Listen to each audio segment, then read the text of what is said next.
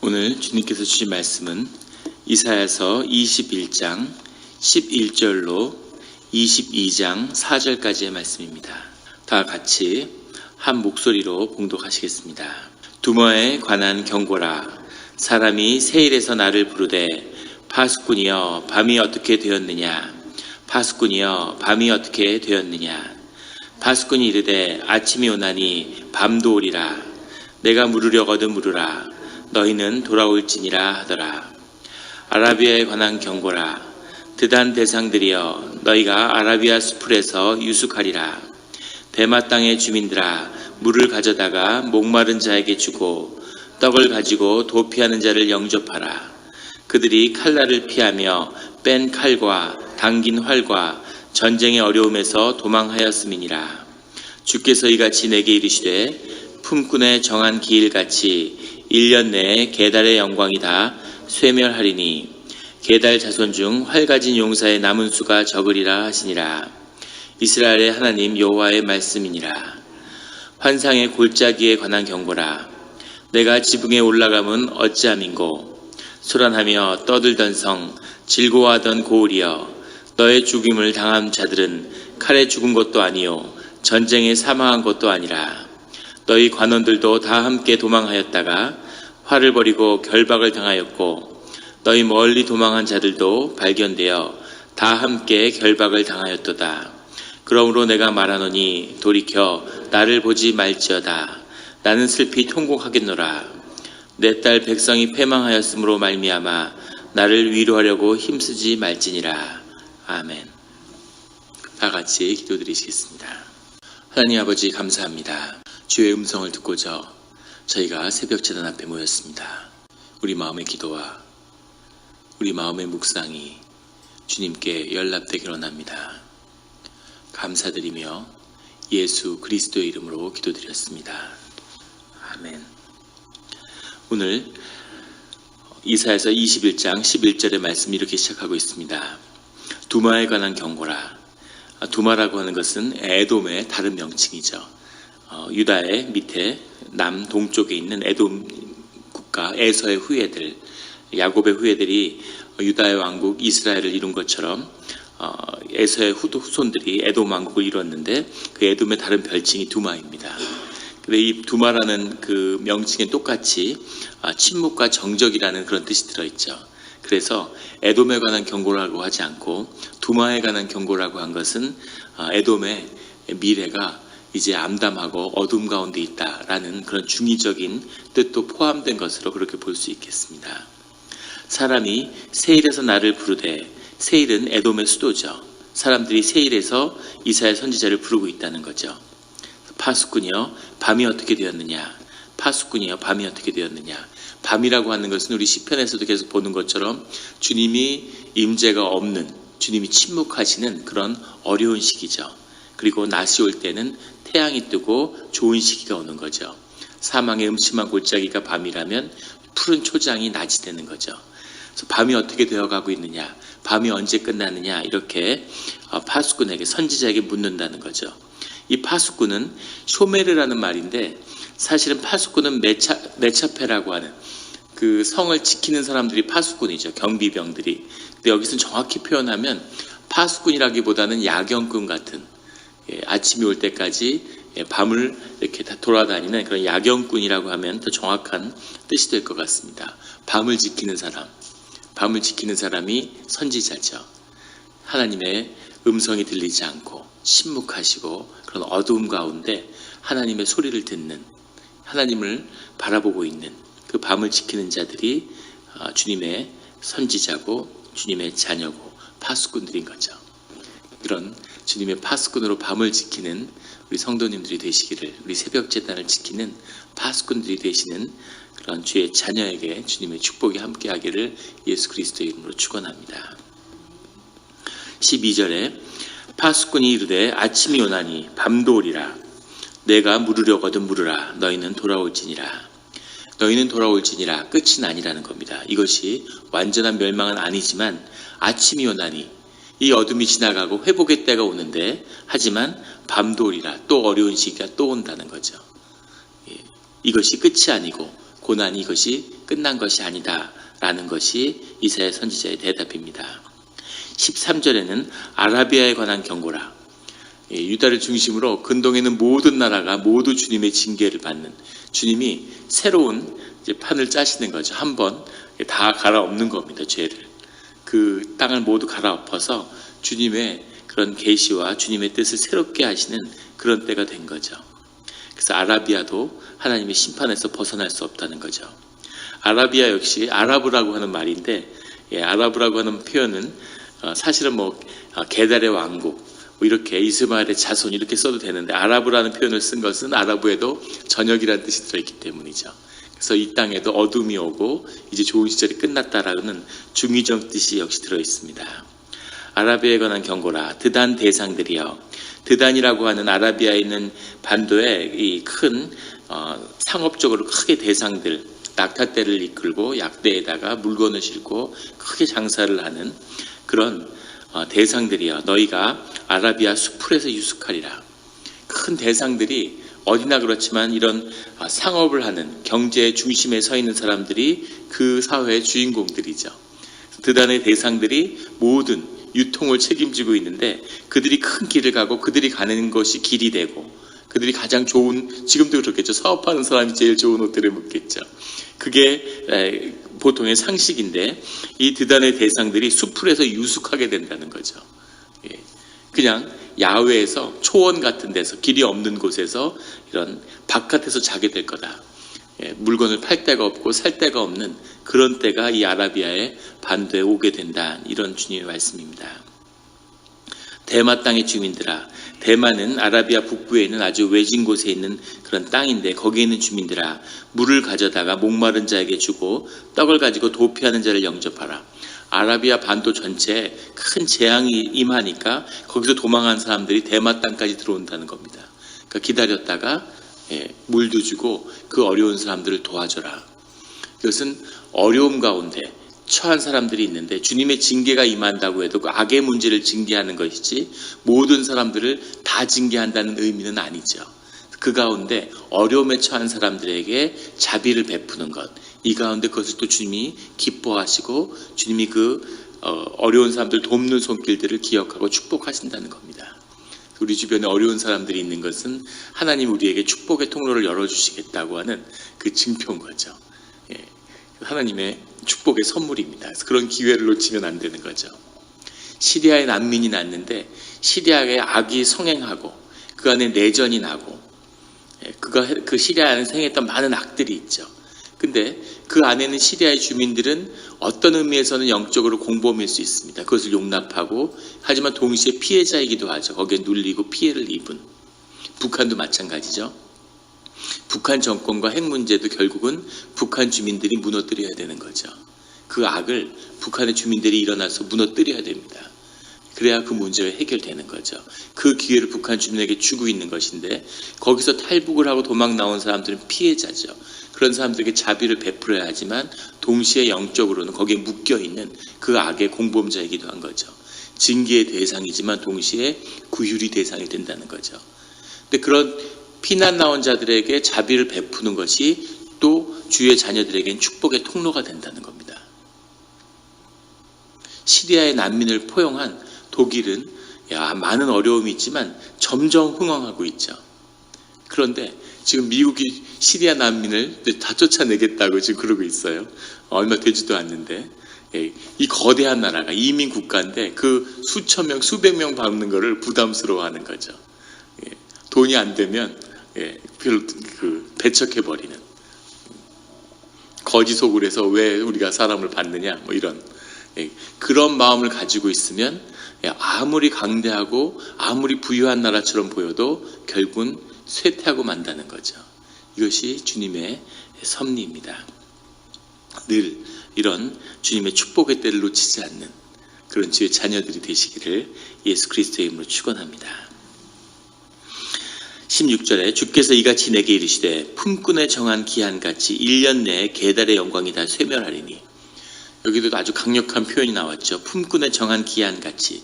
품꾼에 정한 기한을 정해서 거기에 대한 품삯을 주는 거니까 이것은 절대 어길 수가 없는 거죠. 그래서 품꾼의 정한 기한같이 한다는 얘기는 주님이 분명히 이건 움직일 수 없는, 돌이킬 수 없는 날짜로 정한 것입니다. 그래서 그 1년 내에 게달의 영광이 다 쇠멸하리니, 게달은 우리 창세기 25장에도 나오지만 이스마엘의 둘째 아들이 게달이죠. 이 야곱이 둘째 아들이지만 그 이삭과 아브라함과 이삭과 야곱의 그걸 이은 것처럼 그 이스마엘의 적통을 게달이 이었죠. 그래서 게달의 영광이라는 것은 이 아라비아의 영광이고 이런 아랍 민족들의 영광인 거죠. 아랍 민족을 지칭하는 것입니다. 지금도 아랍어를 이렇게 중동 지역에서 쓰는데 아랍어를 그 사람들은 게달의 언어라고 부르죠. 그래서 게달이 굉장히 중요한 그들의 선조인데 이스마엘의 아들입니다. 그래서 게달의 영광이 다 쇠멸하리니, 이 이스마엘의 후손들이 아랍 민족이 누렸던 그 모든 풍요로움이 다 사라져 버릴 것이다. 이렇게 주님이 말씀하고 계시는 거죠. 이 사람들은 활을 쏘는 기마민족, 유목민족이고, 유목민족들은 다 말을 타고 다니니까 용맹하고 활을 잘 쏘고 사냥을 잘하고, 그래서 평소에 양떼를 이끌고 돌아다니는 게 다 군사훈련인 거죠. 유목민족들은 서로 연합을 하기가 어렵습니다. 왜냐하면 땅을 놓고 계속 떠돌아다니기 때문에 뭉칠 수가 없는 거죠. 여기 몇백 명, 여기 몇백 명, 여기 몇백 명. 그래서 이렇게 흩어져서 돌아다니는데 이 사람들은 뜻을 모으기가 어렵지만 한 번 뜻만 모으면 무적이 되는 거죠. 그래서 우리 중앙아시아의 민족들이 소수지만 뜻이 모아질 때마다 중국 대륙을 많이 석권하는, 유라시아 대륙을 석권하는 그런 모습을 보여주죠. 그 강인함. 모스크바, 러시아의 그 모스크바가 난공불락의 요새죠. 그 절정기에 나폴레옹의 프랑스가 러시아를 침공했다가 망했죠. 다른 어떤 나라도 아니고 러시아 한 나라한테 패망했습니다. 제3제국 히틀러의 독일도 그 절정의 국력을 가지고 러시아를 침공했다가 몰락했죠. 망했습니다. 러시아가 그런 난공불락의 모스크바의 요새인데 딱 2번 점령당했는데 그게 다 몽골 쪽에 의해서 점령당했죠. 더 놀라운 것은 겨울이 오면 개솔린도 얼고 전차도 움직이지 않는 거죠. 난방을 하는데 2차 대전의 기록에 보면 자고 나면 사람들이 다 죽어 있는 거죠. 나폴레옹의 프랑스 원정군은 80만이었는데 3,000명이 살아왔다 그러죠. 들어갔는데 단 한 방의 총도 쏘지 않고 모스크바까지 점령했는데 아무것도 없는 거죠. 다시 돌아오는 과정 중에 다 얼어 죽은 겁니다. 오면서. 그 당시 주석을 섞어서 단추를 만들고, 아직까지는 그때까지만 해도 19세기에도 쇠가 그렇게 풍부하지 않기 때문에 대포나 총의 일부를 제외하고는 다 주석으로, 단추나 모든 군장비 같은 걸 주석으로 만들었는데, 주석은 영하 20도 이하가 되면 다 얼어서 깨져버린다고 그러죠. 그래서 옷에 단추가 다 깨져서 사람들 옷을 여미고 신발에 모든 게 다 깨져버리고, 그런 도시인데 모스크바를 몽골 쪽이 2번 겨울에 침략해서 모스크바를 뺐었습니다. 겨울에 누가 쳐들어올 거라고는 상상도 할 수 없는 거죠. 근데 이제 다큐멘터리를 보는데 10살 정도 되는 소년인데 영하 20도라고 그래요. 눈보라가 치는데 거기서 말을 타고 들판을 뛰어다니는 그런 걸 보여주더라고요. 그래서 이 기마민족의 강인함, 그런 것을 보여주는 거죠. 이 게달의 자손들도 그런 기마민족의 강인함이 있고, 아무도 이 초원에서는 이 게달의 후손들을 당할 자가 없는 거죠. 그런 왕성한 용사들인데 이들 중에서도 살아남는 자가 아주 적을 거다. 극소수만이 살아남을 거다. 이렇게 얘기하는 거죠. 이스라엘 하나님 여호와의 말씀이니라. 이렇게 주변의 나라들은 전부 다 하나님의 말씀이 임한 다음에 22장에 오면 이제 다시 예루살렘에 대해서 말씀하고 계십니다. 이사야 선지자가 빤난 때 계속 앉아서 기도하는 거죠.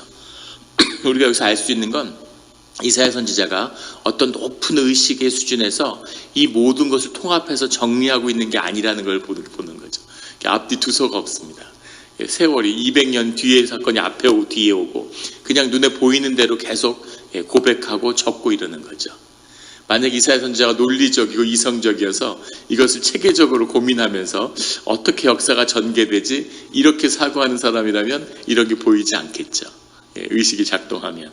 그러니까 마음에 오는 대로 선포하고 보이는 대로 적는 것입니다. 우리가 그런 예언서의 특징을 이해해야 되는 거죠. 22장이 시작할 때는 환상의 골짜기에 관한 경고라. 게히자연이라는 말인데 예루살렘의 별칭입니다. 환상의 골짜기. 그 예루살렘이 여러 언덕 위에 이렇게 있기 때문에 그 환상의 골짜기라고 부르는데, 이 환상이라고 하는 것은 그 성전이 있고 이상을 꿈꾸는 이제 그런 사람들이 모여 있기 때문인데, 이 환상의 골짜기라는 표현 자체가 약간 예루살렘에 대한 조소의 뜻이 담겨 있는 것으로 사람들은 이해합니다. 거기서 신비를 얘기하는데, 진정한 신비라는 것은 하나님의 임재 그 자체죠. 우리의 경험으로 환원할 수 없는 것, 하지만 우리가 경험하는 것, 이것이 신비인데, 하도 신비주의로 모든 신비한 얘기만 하고 성전이 있는 곳이고 성직자들이 있고 종교인들이 들끓으니까 맨날 그런 허무맹랑한 소리를 하고 있는 거죠. 인도에 가면은 그런 예언자와 신비가들이 수백만 명이 있답니다. 그래서 노숙자하고 구별이 안 되는데 다 신비가를 자처한다는 거죠. 그래서 진짜 신비가인지 아니면 신비가를 흉내내는 건지 알 수 없는 거죠. 그래서 어떤 사람들은 매료되고 어떠한 사람들은 아주 진저리를 치는 거죠. 그런 것처럼 예루살렘이 그때가 그랬다는 거죠. 선지자들이 넘쳐나고, 그리고 국가의 위기가 눈앞에 닥쳤는데 허무맹랑한 소리만 하고 있고, 이런 때였다는 겁니다. 그럼 예루살렘에 관한 경고가 나오고 있습니다. 내가 지붕에 올라가면 어찌함인고. 이 표현은 무슨 일이냐, What's going on, 이런 거죠. 무슨 일이냐, 무슨 일이 일어났느냐, 이렇게 선지자가 부르짖고 있는 겁니다.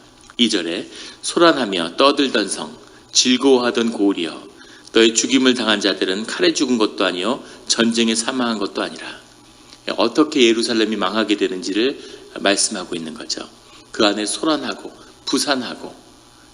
이 유대인들은 예루살렘은 하나님의 도성이라고 믿었기 때문에 그 오만함이 하늘을 찌르, 어떤 어려움이 있어도 예루살렘은 망하지 않아. 우리가 시온의 성전이 여기 있는데 성전이 무너지겠어?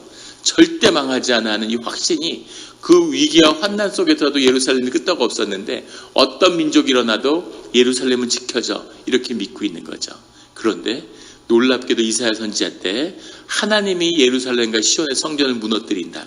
지금은 우리는 그럴 수 있겠지, 하나님이 그런 분이지. 이 시대에 이사야 선지자가 이런 예언을 했을 때 이사야 선지자도 충격이었겠지만 사람들은 받아들일 수 없는 거죠. 말도 안 되는 소리 하지 마, 이렇게 완전히 무시하는, 있을 수 없는. 하지만 주님은 우리가 늘 있을 수 없는 일이라고 생각하는 그 일보다 더 밖에 더 큰 일과 더 놀라운 사실 속에 계시다는 사실을 우리가 기억해야 되겠습니다. 3절에 너희 관원들도 다 함께 도망하였다가 화를 벌이고 결박을 당하였고, 너희 멀리 도망한 자들도 발견되어 다 함께 결박을 당하였도다.